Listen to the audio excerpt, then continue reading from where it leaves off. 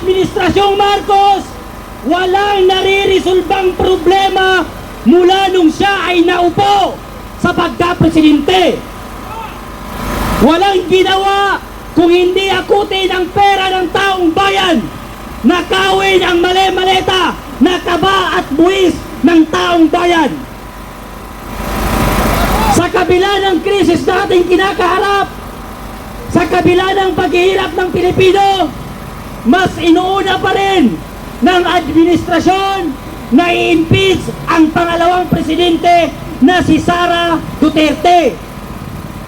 Ang daming Pilipinong naghihirap na hindi mabigyan ng solusyon ang kanilang problema.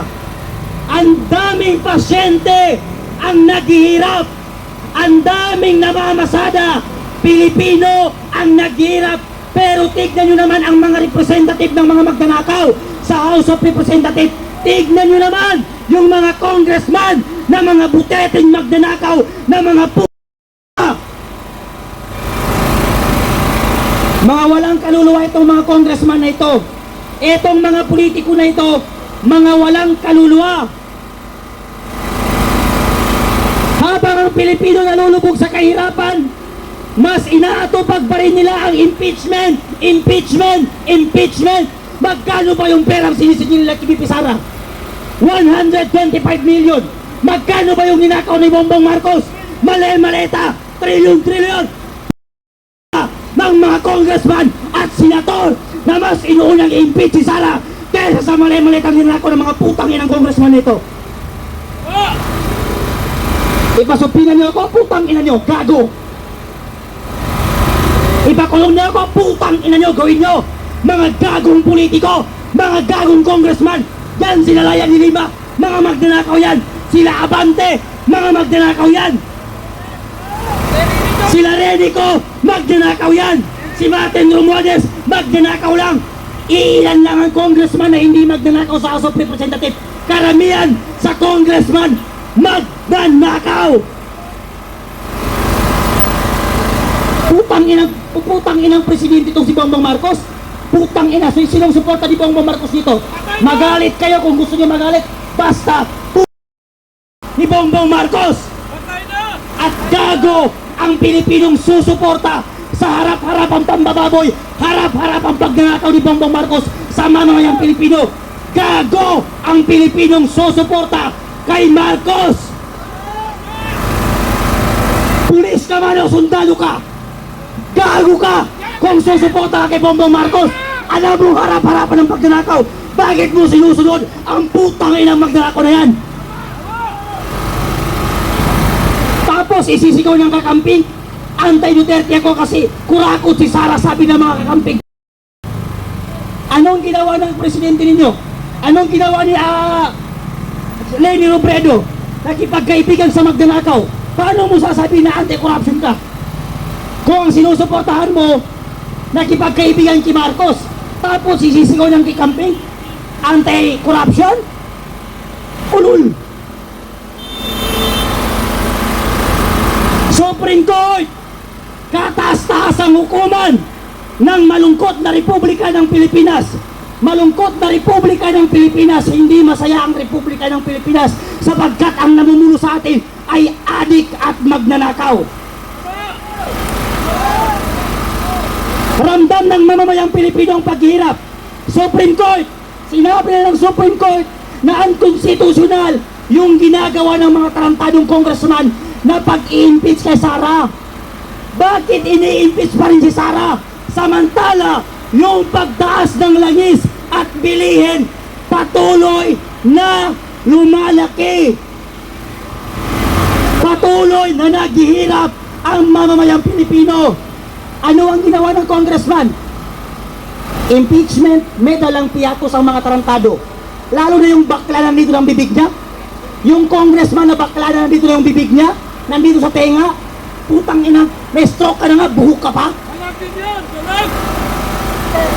May stroke ka na nga, bayot ka. May dala ka pang piyatos. Ang sigaw ng taong bayan, i-impeach si Sara. Ilan lang naman kayo nag-impeach kay Sara? Si Benny Abante, utak hipon, isang congressman na hindi binoto nanalo. Bakit? Appointed son ng COMELEC na si George Garcia. Walang bumoto kay Abante. Siya pa yung nag-endorse ng impeachment labang kay BP. Si Laila de Lima, pag kumakanta, kulong na yan. Mga kurakot. Hindi niya sinabi yung kurakot. Bakit? Sa 18 Marines, naglabas sila ng affidavit, yung mga pangalan, kasama si Laila de Lima doon sa naghati-hati ng pera ng taong bayan. Si Raul Manuel ng Kabataan Party List, ang kapal na mukha ni Rene ko sabihin, ako ang representative ng Kabataan Rene ko. Kasama si Raul Manuel sa nagnakaw ng pera ng taong bayan. Yang mga congressman na patuloy na gumagawa ng investigasyon na kasinungalingan, gumagawa, umiimbento ng mga ebidensyang walang katotohanan para mapabagsak si Inday Sara, para ma-impeach si VP Sara. Yung mga binibintang nila walang katotohanan. Bakit? Yung confidential funds na hinahanap ninyo, ano ang sinasabi ng COA? Nagamit sa tamang paraan.